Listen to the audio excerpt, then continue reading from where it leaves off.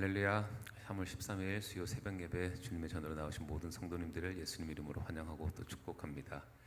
항상 저희들 삶의 그 매 순간순간마다 하나님 말씀을 저희 마음속에 새기고 또 말씀으로 옳고 그름을 분별하고 그렇게 성령님께서 이끄시는 대로 순종하며 나아가는 저희들 모두가 되기를 소망합니다.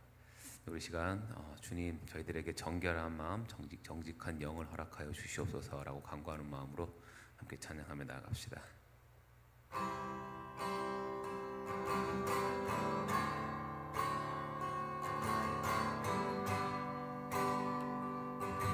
주님 정결한 마음 주시옵소서. 정결한 마음 주시옵소서. 오 주님 정직한 영을 새롭게 하소서. 정결한 마음 주시옵소서. 정결한 마음 주시옵소서. 오 주님 정직한 영을 새롭게 하소서.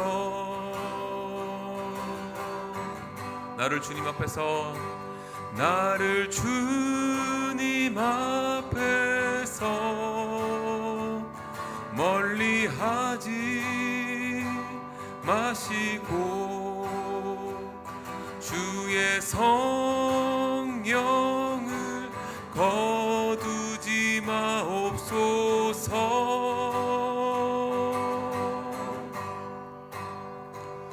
그 구원의 기쁨 다시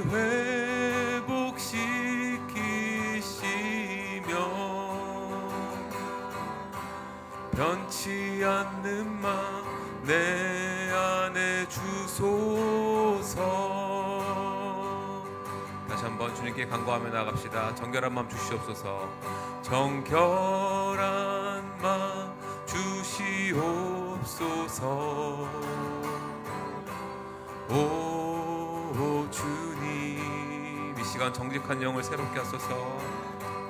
정직한 영을 새롭게 하소서.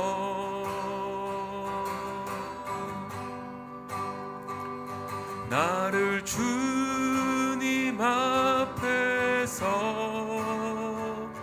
멀리하지 마시고 주의 성령을 거두지 마옵소서.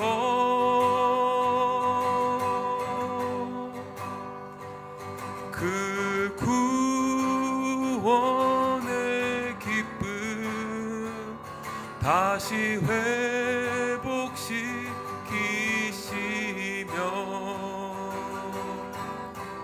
변치 않는 마음 내 안에 주소서. 나를 주님 앞에서 멀리하지 마시고 주의 성령을 거두지 마옵소서.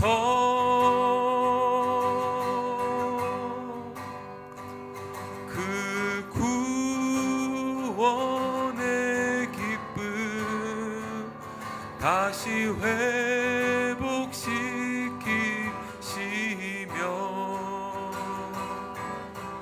변치 않는 마음 내 안에 주소서.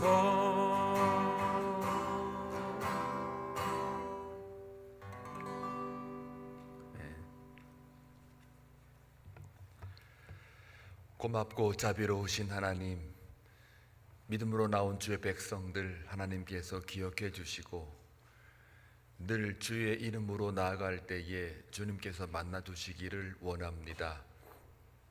이른 아침부터 주님 앞에 나와 기도하며 찬송하며 말씀을 듣기를 원하는 한빛 성도들 머리 위에 하나님의 놀라운 은혜와 위로가 임하기를 원합니다. 각 가정에 기도하는 제목들이 쌓여갈 때마다 늘 하나님의 인도하심, 하나님의 이끄심을 경험할 수 있도록 역사하여 주옵소서.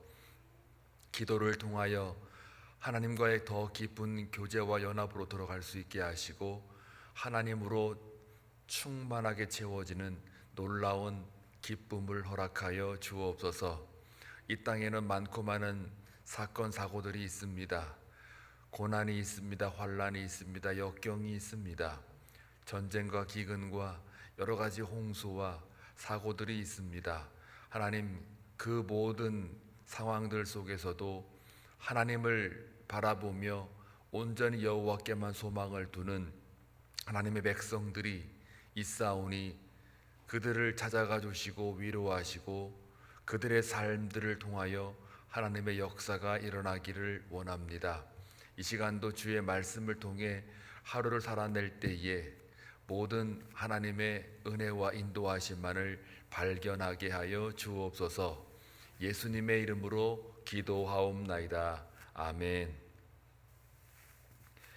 시편 51편입니다. 1절에서 19절 함께 교독할 때 하나님의 음성을 들을 수 있기를 바랍니다. 하나님이여, 주의 인자를 따라 내게 은혜를 베푸시며 주의 많은 긍휼을 따라 내 죄악을 지워 주소서. 나의 죄악을 맑게 씻으시며 나의 죄를 깨끗이 제하소서. 무릇 나는 내 죄가를 아오니 내 죄가 항상 내 앞에 있나이다. 내가 주께만 범죄하여 주의 목전에 악을 행하였사오니 주께서 말씀하실 때에 의로우시다 하고 주께서 심판하실 때에 순전하시다 하리이다. 내가 죄악 중에서 출생하였으며 어머니가 죄 중에서 나를 잉태하였나이다. 보소서, 주께서는 중심이 진실함을 원하시오니 내게 지혜를 은밀히 가르치시리이다. 우슬초로 나를 정결하게 하소서. 내가 정하리이다. 나의 죄를 씻어 주소서. 내가 눈보다 희리이다. 내게 즐겁고 기쁜 소리를 들려주시사 주께서 꺾으신 뼈들도 즐거워하게 하소서. 주의 얼굴을 내 죄에서 돌이키시고 내 모든 죄악을 지워 주소서.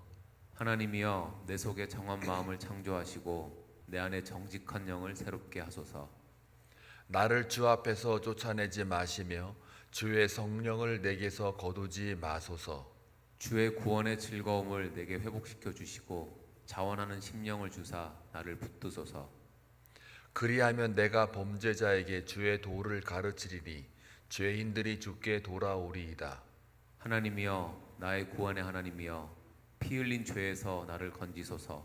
내 혀가 주의 공의를 높이 노래하리이다. 주여, 내 입술을 열어 주소서. 내 입이 주를 찬송하여 전파하리이다. 주께서는 제사를 기뻐하지 아니하시나니 그렇지 아니하면 내가 드렸을 것이라. 주는 번제를 기뻐하지 아니하시나이다. 하나님께서 구하시는 제사는 상한 심령이라. 하나님이여, 상하고 통회하는 마음을 주께서 멸시하지 아니하시리이다. 주의 은택으로 시온의 선을 행하시고 예루살렘 성을 쌓으소서.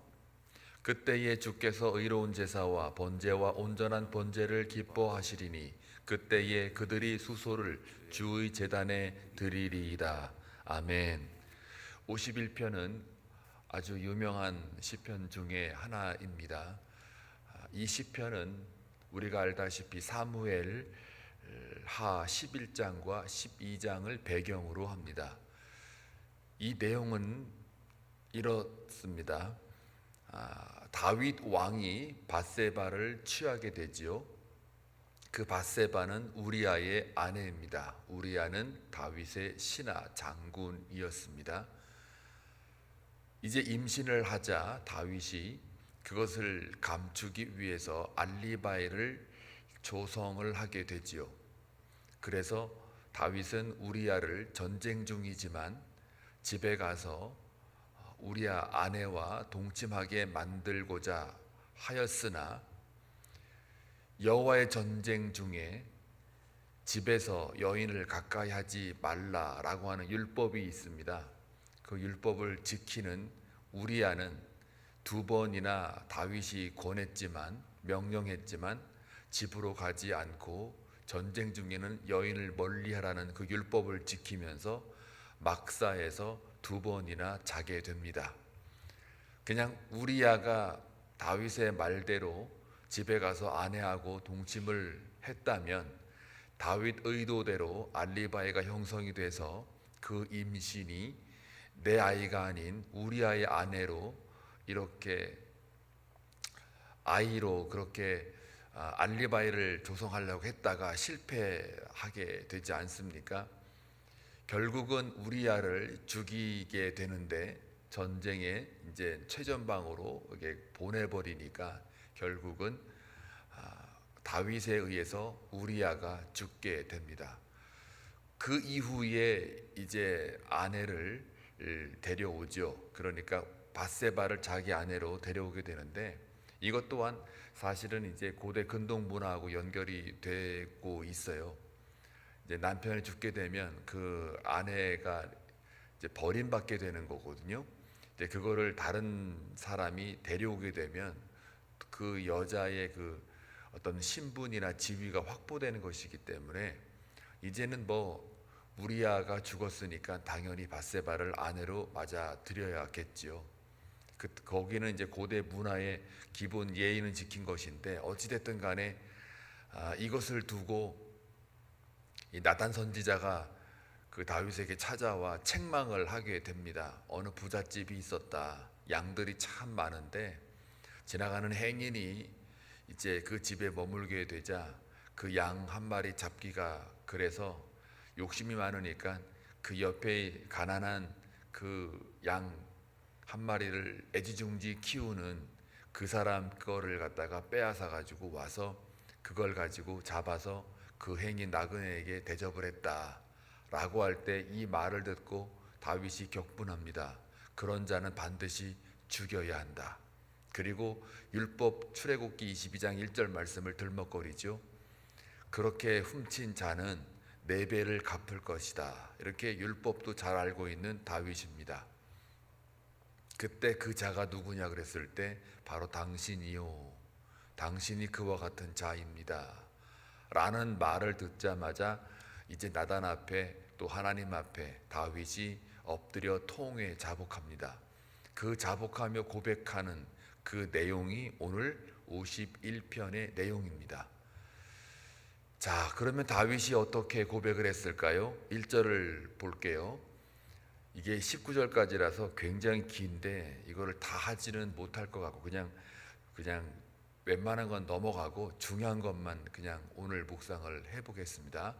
1절 하나님이여 주의 인자를 따라 내게 은혜를 베푸시며 주의 많은 긍휼을 따라 내 죄악을 지워 주소서. 나의 죄악을 맑게 씻으시며 나의 죄를 깨끗이 제하소서. 3절까지 이어지죠. 물은 나는 내 죄가를 나오니 내 죄가 항상 내 앞에 있나이다. 다시 1절로 돌아와 가지고 1절부터 3절까지는 하나님의 속성과 인간의 속성을 말하고 있습니다. 1절 보게 되면 하나님의 주의 인자, 그 다음에 은혜를 베풀다 할 때 은혜, 그 다음에 주의 많은 긍휼, 그러니까 인자, 은혜, 긍휼, 이것은 하나님의 속성입니다. 그리고 인간의 속성은 1절에 내 죄악, 이걸 지워달라 그러죠. 2절에 내 죄악을 씻어달라, 그 다음에 내 죄를 제하게 해달라, 3절에 내 죄가 항상 내 앞에 있다, 이렇게 되어 있습니다. 그러니까 1절 다시 돌아와 가지고 1절 보시게 되면은 인자, 은혜, 긍휼 전부 다 하나님의 속성입니다. 그리고 1절부터 3절까지 전부 다 죄악에 대한 이야기가 나오죠. 예, 씻어달라, 뭐 제거해달라, 지워달라, 또 죄가 내 앞에 항상 있습니다.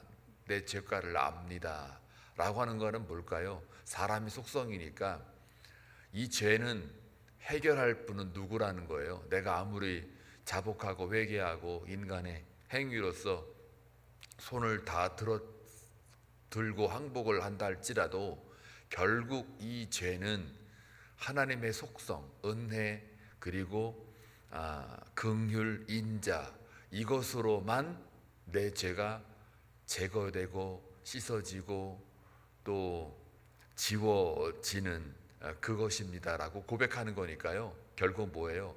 이 모든 나의 죄는 하나님만 해결할 수 있습니다라는 고백입니다. 세상 사람들은 그렇지가 않아요. 내가 사과하고 그 사과한 것에 대해서 죄값을 치르고 그러면은 뭐 사했다 이래가지고 법정에 관련된 판결만 자기가 이행하면 끝나잖아요. 그런데 이 다윗의 고백은 이 죄가 단순한 인간의 행위 이상이라는 거죠.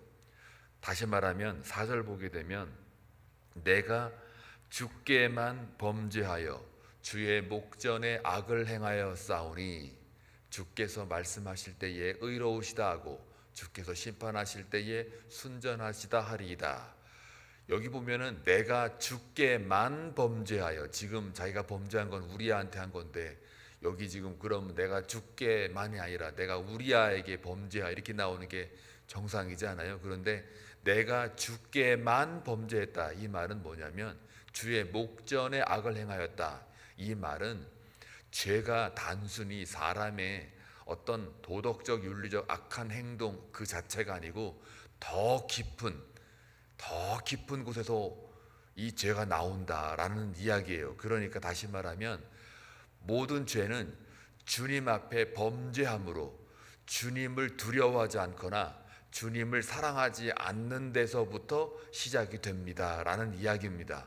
그렇기 때문에 하나님과의 관계가 단절되게 되면 그 자체로서 죄가 발생하는 거고, 하나님과 멀어지게 되면 하나님의 말씀이 기억되지 않으면 죄가 그때부터 발생한다라는 이야기예요. 그렇기 때문에 하나님의 도나 하나님의 말씀이 내게 임해야만 그 죄가 드러나게 된다라는 뜻이에요. 이것이 이제 나중에 가면은 이제 7절, 8절, 9절로 다 이어지게 되는데요. 결국은 그 죄라고 하는 것은 단순한 인간 밖으로 나오는 도덕 윤리의 잘못된 행동 그 이상이라는 거죠. 다시 말하면 어떤 권세 같은 거예요. 하나님을 대적할 만한 권세, 어떤 권세, 이걸 가리키는 거예요. 그렇기 때문에 주님과 함께 만약에 가지 않으면 언제든지 인간은 사람의 속성이 드러나게 되어 있고 그것이 죄라는 겁니다. 그게 이제 1절부터 지금 4절까지 이어지는 이야기예요. 그래서 3절에도 물은 나는 내 죄가를 나오니 내 죄가 항상 내 앞에 있다 이거예요.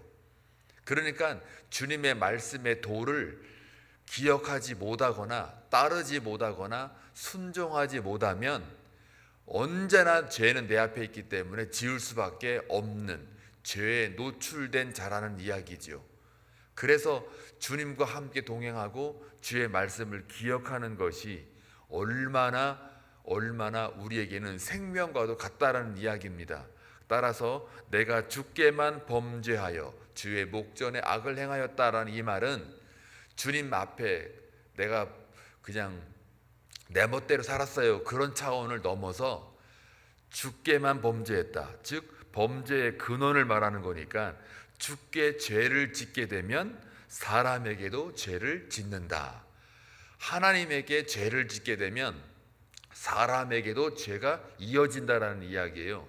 다시 말하면 하나님께 죄를 짓는다는 이야기는 다른 말로 말하면 하나님과의 관계가 단절되거나 하나님의 도와 말씀이 내 안에 충만하지 못하게 될 때, 그때 우리는 여지없이 죄가 항상 내 앞에 있기 때문에 죄를 지을 수밖에 없다라는 뜻입니다.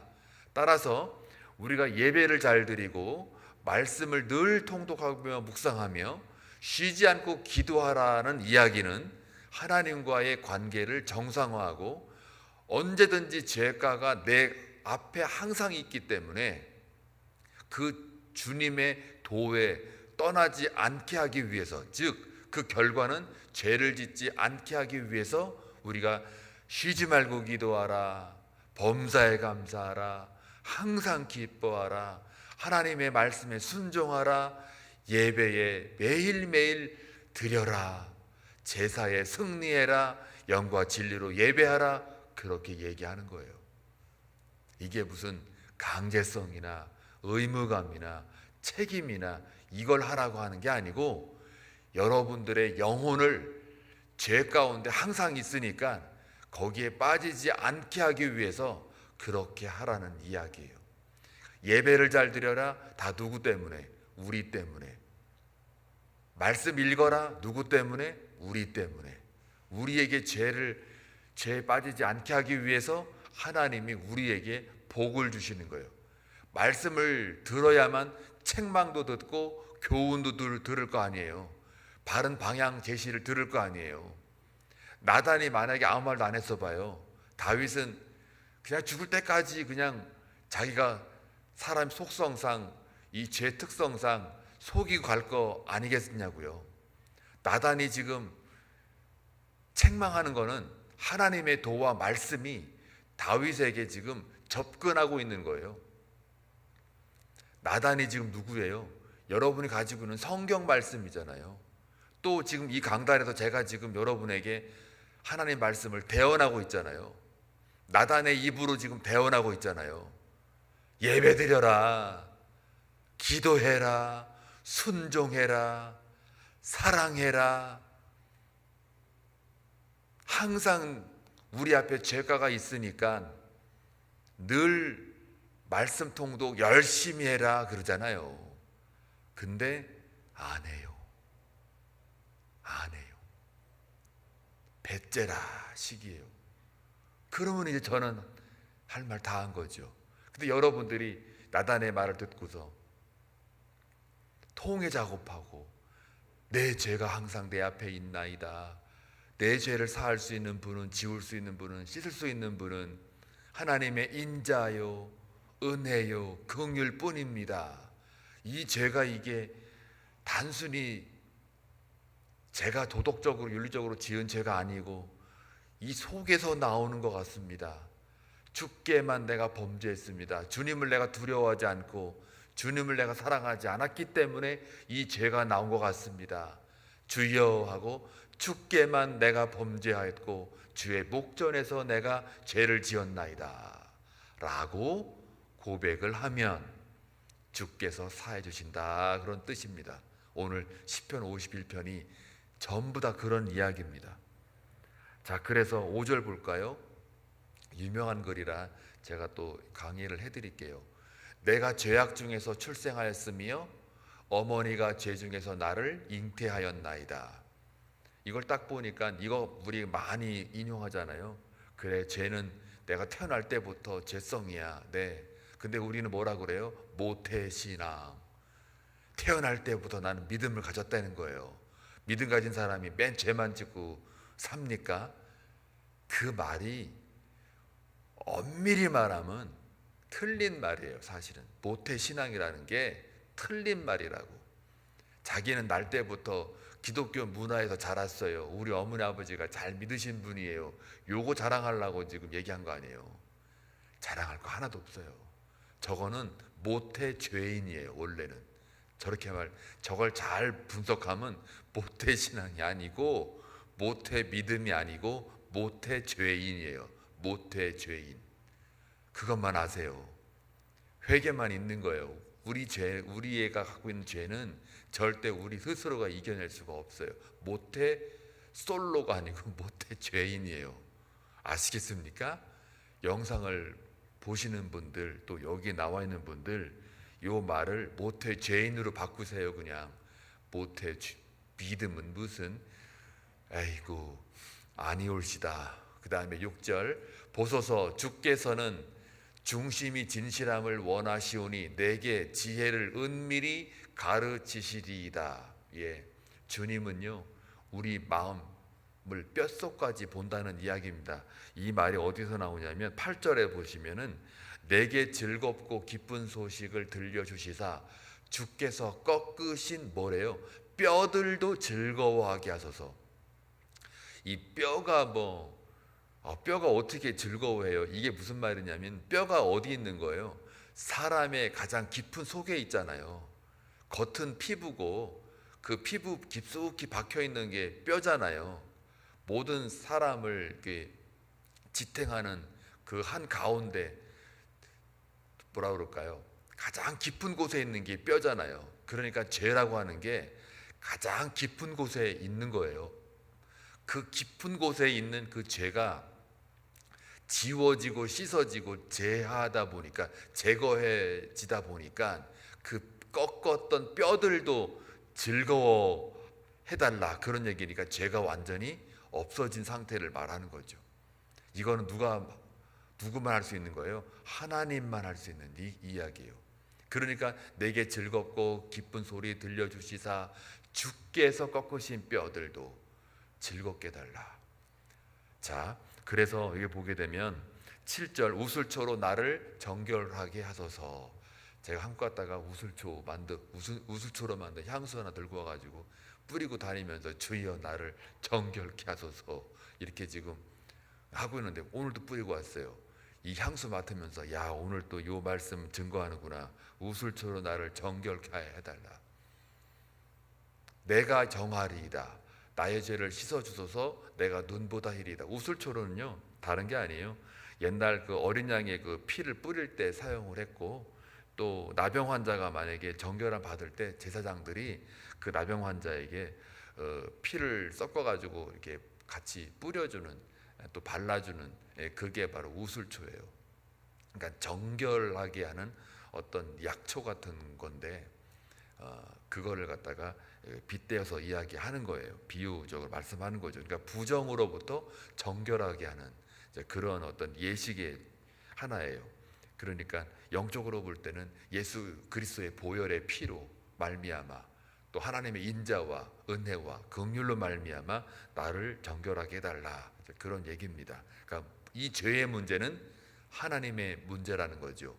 인간의 문제를 넘어서 권세의 문제이기 때문에 하나님만이 그 죄 문제를 해결할 수 있는 유일한 자다, 이렇게 고백을 하는 거예요. 그러니까 하나님께 돌아가겠다는 거죠. 자, 그래서 여기 보게 되면 9절에 보면요, 주의 얼굴을 내 죄에서 돌이키시고 내 모든 죄악을 지워 주소서. 그러니까 결국 주의 얼굴을 내 죄에서 돌이키시고 내 모든 죄악을 지워 달라. 자, 이 얘기는 죄라고 하는 거는 주님과의 단절을 말하고, 용서라는 거는 주님과 함께 하는 거를 용서라고 그러고요. 그래서 주의 도를 가르쳐 달라. 그래서 죄인들이 주께 돌아오게 됩니다. 자, 그 말이 이제 13절을 그냥 넘어갈게요. 시간이 없으니까. 13절에 그리하면 내가 범죄자에게 주의 도를 가르치리니 죄인들이 주께 돌아오리이다. 그러니까 이 죄 문제는 하나님께로부터 말미암은 거니까, 그러니까 하나님이 죄의 근원이라는 말이 아니라, 이 죄는 하나님밖에는 해결할 자가 없으시니, 즉 하나님의 도, 하나님의 말씀으로밖에는 치유가 안 되는 것이니 주의 도를 가르치리니라는 말은 모든 범죄자에게 하나님의 은혜와 긍휼과 또한 인자로 말미암아 주의 도가 우리에게 전달되었을 때에 모든 죄인들이 주께 돌아올 수 있다라는 이야기니까요. 한마디로 말하면 예배 가운데 기도와 말씀과 찬송이 충만하게 되면, 하나님의 영으로 채워지게 되면 죄인들이 돌아오게 된다라는 이야기입니다. 그러니까 우리가 예배를 7번 드리잖아요, 일주일에. 그 7번이 그냥 7번이 아닌 것 같아요. 그때마다 우리는 죄를 씻어지게 되는 것이니까 그 예배 하나하나가 얼마나 소중한지 몰라요. 그런 믿음과 마음으로 예배 자리에 나오게 되면요, 정결하게 되는 거예요. 그 예배 자체가 주의 도가 우슬초가 되는 거예요. 우리 마음을 정결하게 되는 거예요. 정직한 영으로 새롭게 되는 거죠. 자, 그래서 시간 관계상 그냥 껑충 뛸게요. 17절 말씀을 보게 되면 하나님께서 구하시는 제사는 상하는 심령이라 하나님이 상하고 통회하는 마음을 주께서 멸시하지 아니하시리라.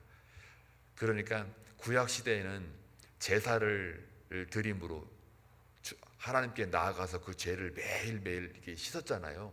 그 그런데 그 제사가 어느 날부터인가 이게 형식이 되어 버리다 보니까 그런 제사는 나는 원치 않는다. 16절에 주께서는 제사를 기뻐하지 아니하시나니, 그러니까 율법적으로 드리는 제사는 기뻐하지 않는다. 너희들이 뭔가 죄를 막 씻어보려고 애를 쓰는데 그건 난 기뻐하지 않는다. 그거 말고 번제 뭐 이런 거 말고 17절 상한 심령, 진짜 내가 원하는 제사는 상하는 심령이다. 상하고 통회하는 마음이다. 그게 뭐예요?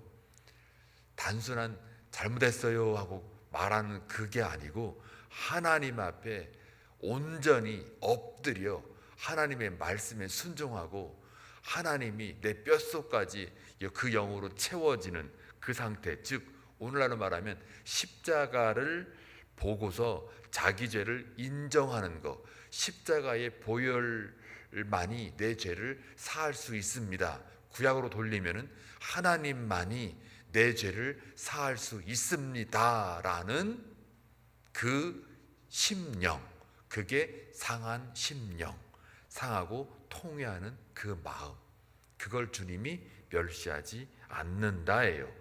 그것이 뭘로 바꿔지냐면 19절 그때에 주께서 의로운 제사와 번제와 온전한 번제, 이거를 기뻐한다 그랬으니까 여기서 말하는 의로운 제사, 번제, 온전한 번제, 이거는 다른 말로 말하면 상하는 심령, 상하고 통회하는 마음, 같은 말이에요. 글자만 다르지 같은 말이에요. 그래서 신약으로 가지고 오면은 예수 보혈의 십자가의 피, 구약식으로 말하자면 하나님만이 우리 죄를 사할 수 있는 그분의 은혜, 인자, 긍휼, 이것이 십자가로 신약에서 발현되잖아요. 예수 그리스도의 피, 같은 이야기입니다. 구약과 신약이 같은 말이에요. 그래서 여기 보면 18절에도 주의 은택으로 시온에 선을 행하시고 예루살렘을 쌓으소서. 성을 어떻게 쌓아요? 그게 아니라 쌓는다는 그 말은 뭐냐면 보호해달라는 말이에요. 쌓으소서라는 말이 예루살렘 성을 보호해 주소서. 자, 이 말이 주의 은혜로, 택하심 받은 은혜로 시온에 선을 행하시고 하나님의 임재가 있는 그 장소에 하나님이 선을 행하시고 그 하나님의 임재하는 그 성을 어떻게 해요? 보호해달라. 오늘날로 말하면 시온이나 예루살렘은 누구예요? 여러분이잖아요.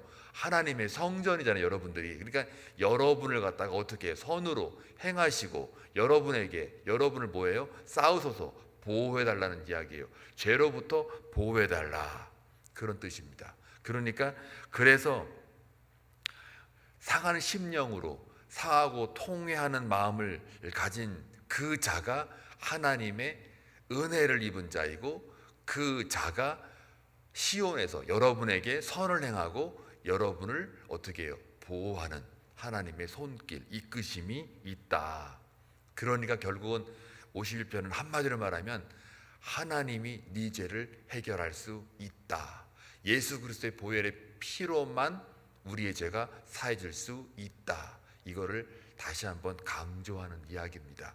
저와 여러분 오늘 하루 살아가는 동안 알고 지었던 모르고 지었던 사람의 속성에 따라 우리가 죄를 지을 수밖에 없습니다. 죄가 항상 우리 앞에 있습니다. 그러나 하나님이 우리를 은혜와 긍휼과 인자로 말미암아 우리를 보호하시고 인도하십니다. 그래서 우리가 할 수 있는 일은 하나님께만 이 모든 죄를 해결할 수 있다라는 하나님으로 채워지는, 그게 바로 상하는 심령이요 또 통회하고 자복하고 하는 그 마음인 줄로 압니다. 그 마음으로 나아가시게 되면 하나님이 모든 죄를 멸하시고 제거하시고 오히려 우리에게 주의 도를 통해서 가르치시는 그 하나님의 손길을 오늘 하루도 누리시길 주의 이름으로 축원합니다. 기도합니다. 좋으신 하나님 아버지, 감사합니다. 우리 인간은 속성상 죄성을 가지고 있고 죄를 지을 수밖에 없습니다. 그 죄를 짓는 이유가 하나님과의 관계가 단절되거나 하나님의 그 존재를 두려워하지 않을 때에, 또 하나님의 도와 말씀을 기억하지 못할 때에 우리 앞에 있는 그 죄는 우리 삶을 통해 나타나기 마련입니다. 그럼에도 불구하고 하나님의 은혜와 긍휼과 인자로서만이 우리 죄를 사할 수 있음을 다시 한번 알게 하시니 감사합니다. 우리 한빛 성도들 온전히 하나님께로만 나아가게 하여 주옵소서. 예수 그리스도의 십자가의 보혈의 피로만이 이 모든 죄가 사해질 수 있고 깨끗해질 수 있음을 다시 한번 오늘 이 시편 저자를 통해서 깨닫게 하여 주옵소서. 그리하여 오늘 하루 살아가는 동안 십자가를 바라보고 내 죄를 다시 한번 발견하며 오히려 그 씻을 수 없는 죄를 통해서 하나님의 사랑을 누리고 하나님의 은혜를 누릴 수 있는 귀한 하루가 되게 하여 주옵소서. 예수님의 이름으로 기도하옵나이다. 아멘.